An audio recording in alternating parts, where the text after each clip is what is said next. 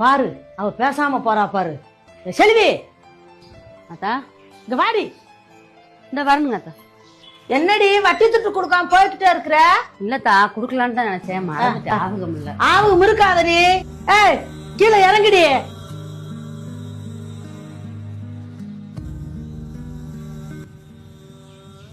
இரு வர்றேன். கொஞ்சம் தண்ணி மாத்திரம் கொடுத்தா. வர்றேன்.